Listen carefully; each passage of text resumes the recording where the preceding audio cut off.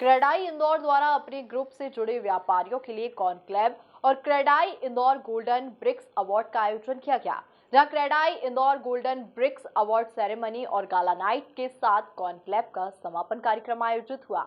देखिए ये खास रिपोर्ट। क्रेडाई इंदौर ने आयोजित किया कॉन्क्लेव, गोल्डन ब्रिक्स अवार्ड से नवाजे गए कारोबारी, गाला नाइट के साथ कॉन्क्लेव का हुआ समापन। क्रेडाई की इंदौर शाखा द्वारा शहर में पहली बार क्रेडाई इंदौर कॉन्क्लेव का आयोजन किया गया।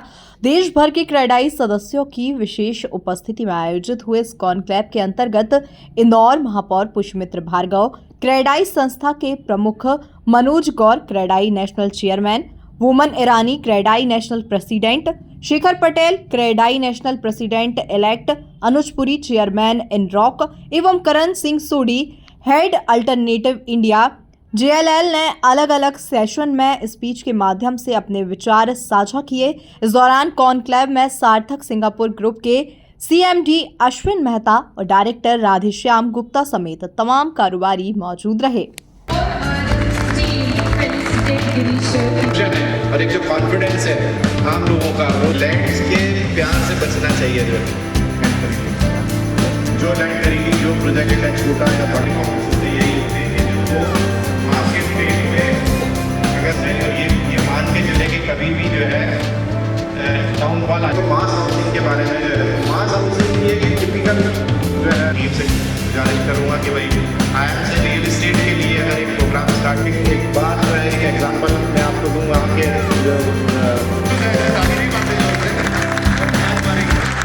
मौजूद है स्टेज पर नई क्रेडाई टीम यहाँ पर है।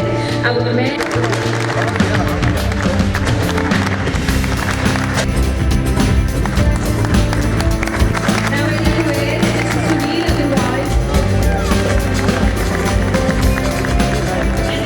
क्रेडाई इंदौर के नेशनल प्रेसिडेंट वुमन ईरानी ने बताया कि क्रेडाई का उद्देश्य अपने इन्वेस्टरों को अच्छे और मजबूत घर बनाकर देना है, जिससे हमारे बिल्डर और खरीदार दोनों खुश रहें। प्रदेशों में रेरा लागू होने से कॉलोनियों और मल्टियों के विकास में पारदर्शिता आई है, जिससे लोगों का बिल्डरों के प्रति विश्वास बढ़ा है। आने वाले सालों में इस सेक्टर की जीडीपी दर 4% से 9% तक बढ़ने की उम्मीद है।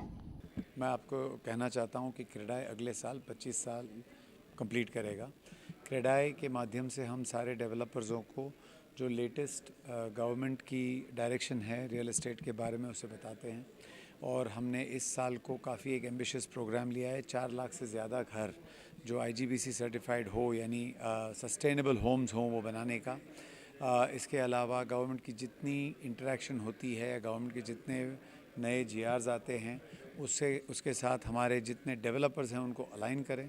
रेरा के बारे में जो भी नई चीज़ें आती हैं वो भी लोगों को बताएं और सबको अलाइन करके प्रगति की ओर, जो गवर्नमेंट का विज़न है होम्स फॉर ऑल, सबको घर मिलना चाहिए। हमारे प्रेसिडेंट इलेक्ट शेखर जी ने भी बताया कि करीबन 24 करोड़ होम्स की रिक्वायरमेंट है। मेरा ये मानना है अगर आप मैथ कर लो तो अगर हमारे जितने developers all across the country हैं वो एकदम ऑर्गेनाइज होके भी 10 साल तक 24 घंटे और 365 डेज़ काम करें तो भी इसको पूरा नहीं कर पाएंगे। तो इसके ये बड़ी एक चुनौती है हमारे सामने, लेकिन हमें इसे पूरा करना है। और मैंने देखा है जब अगर सब अलाइन होते हैं, साथ में आते हैं, कोऑपरेट करते हैं, तो इम्पॉसिबल को भी पॉसिबल कर देते हैं। और देखिए, आपको मैं पहले बता दूं कि नॉट ओनली इंडिया लेकिन इंटरनेशनली रियल एस्टेट एक कॉम्प्लिकेटेड सब्जेक्ट है।